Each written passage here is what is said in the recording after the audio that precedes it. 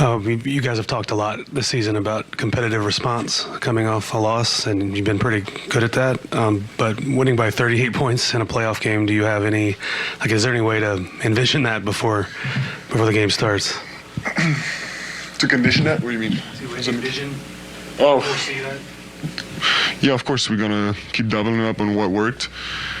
And a few things that didn't, we're going to erase them. But, it's an experienced team. We know they're going to respond. Victor, with your competitive streak following game one and coming into game two and wanting to answer, was there any bit of anger, frustration on your part, just itching to get back out and kind of put on this kind of performance? There always is. And the playoffs magnify that. Victor, what did you like most about the defensive effort, especially from guys out on the perimeter, swarming, trapping, forcing turnovers? I love how everyone had everybody's back. Tonight it looked like a system that worked. Victor, you took accountability for your mistakes after game one. What does it mean to you personally to see the group respond with this kind of win?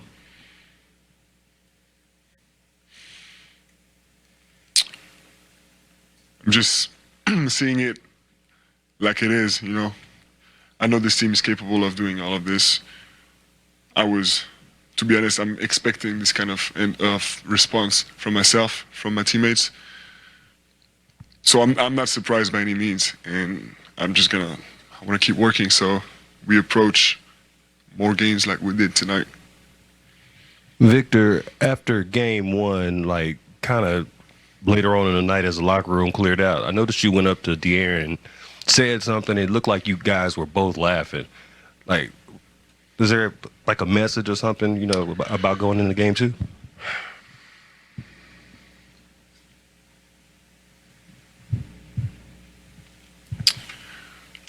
A message? I don't know. We send lots of message. As a team, we talk a lot. And whether it's for keeping everything tight or extra motivation to each other, it's always a bunch of dynamics going on. But we're always trying to keep the positivity.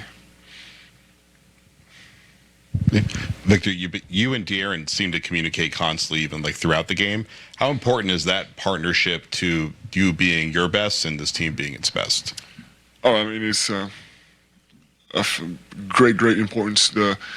As the biggest screener on the team and the biggest handler on the team, with other guys along of him, we're gonna have the ball a lot, and he's more experienced than most of us.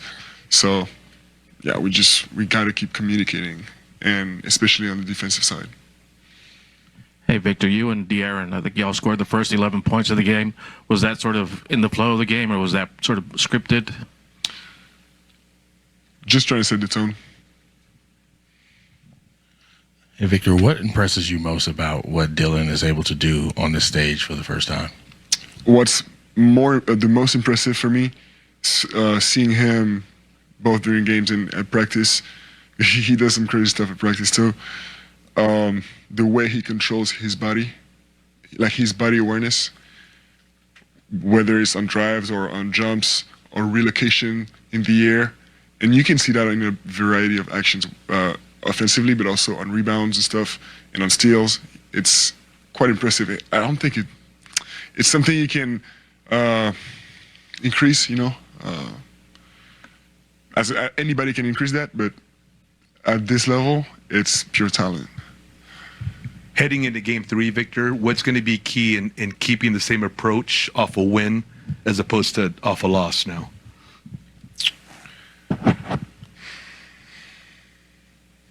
You said it, trying to keep the same approach, and we're gonna watch film because, as Pop says, it's never.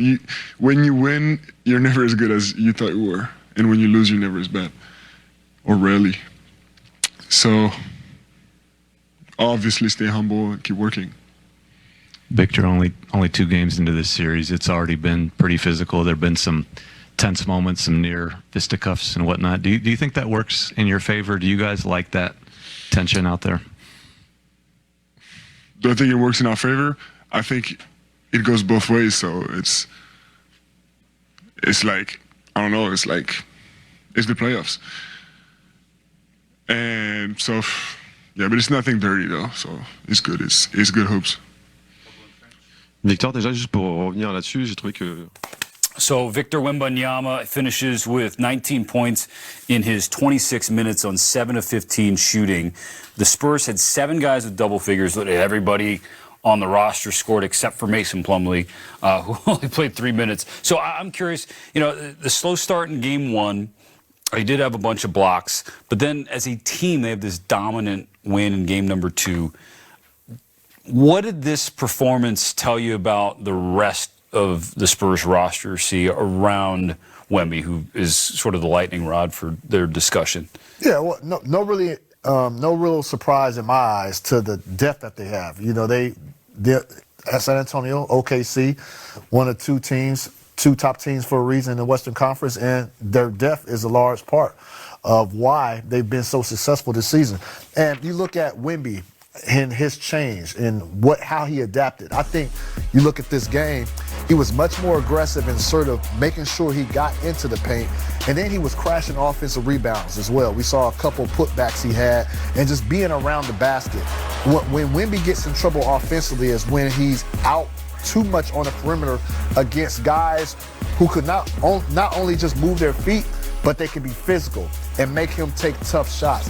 But Wemby was much more comfortable today and was playing more to his strengths. Rolo, only 2 blocks, so perhaps I should ask, what's wrong with Victor Wembanyama? Oh, so much. I don't think we have the time to cover it. No, but he's... See right there, yeah. Being around the basket. Like sometimes when you're that tall, a lot of times you don't have to start out on the perimeter. That's going to make your shots a little bit harder to contest. But when you're around that basket with his size, yeah, you have a good chance to do something good. Something that Mitch Johnson talked about after game 1 is that he felt his team was too indecisive on both ends. They didn't know when to shoot or to pass. That question wasn't evident in game 2. They looked very decisive. Not at all. And that's not something that we've had to worry about with the Spurs team in the past. So, credit to Minnesota for game 1.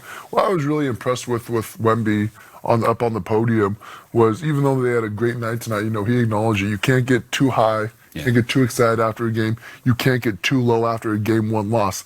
And Coach Finch was saying the exact same thing. If it's a 1-point loss or a 40-point loss, the series is still 1-1, still an even series. No question about it. All right, we got to take a break here on the association. Defensive game plan. The consistency. Thought it was very consistent. Thought it had an appropriate level of physicality and contact, connectivity with communication and guys anticipating what their teammate was going to do, and then just overall readiness. You've talked throughout the season about the team's competitive response coming off of losses, and I don't think you've lost 2 in a row in a while. What can you say about that aspect of tonight, coming out here and winning by 38 in a playoff game? Obviously it's important to protect home court, and obviously we gave that away in game 1, so tonight was enhanced in that regard.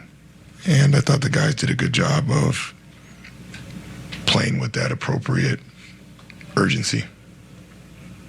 Devin had that nice shot from the corner off of that loose rebound that Champagny brought in. Have you seen something like that in a game where he's jumping before he actually gets the ball? And just what do you make of the way he's able to pick his spots and help you guys, impact winning without being a leading scorer?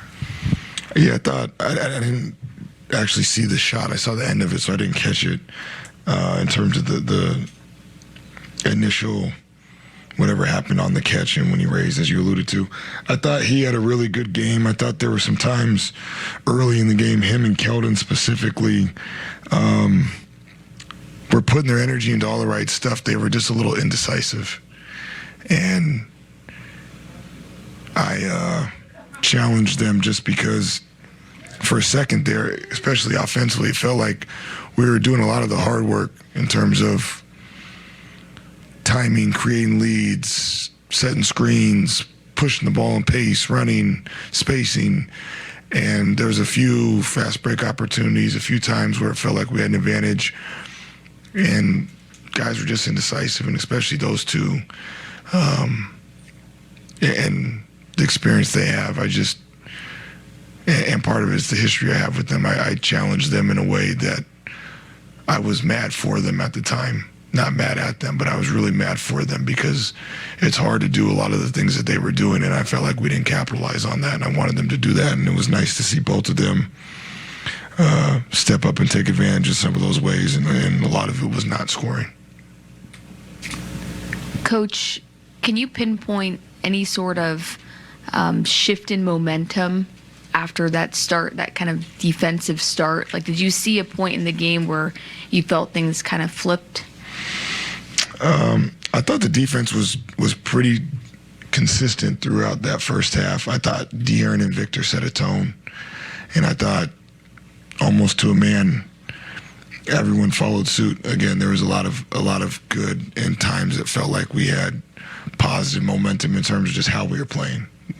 And I think that, again, is going back to that starting point offensively. There was a few times where, we talk about process, so you can't talk out of both sides of your mouth. So I was frustrated because the ball wasn't going in the hoop, but the process was there, and that's momentum.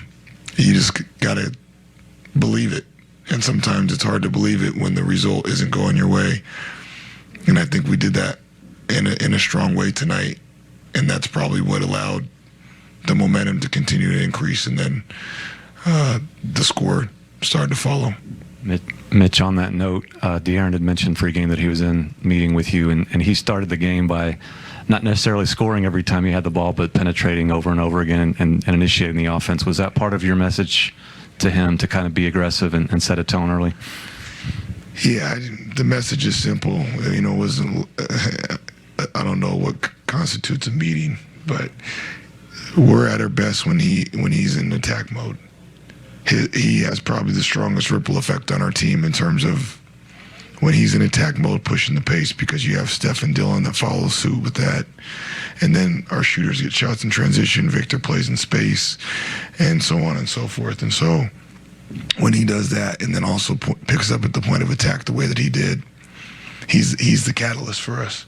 At the start and end of games, if you go back and watch our best moments, he's usually right in the middle of all of it. So I didn't need to challenge him. I just wanted him to know that I may not always tell him that, but it's true. And he has not over-dribbled or overshot one time for our team. So when it's time for him to impose on will, it doesn't always have to be the last 4 minutes of the game.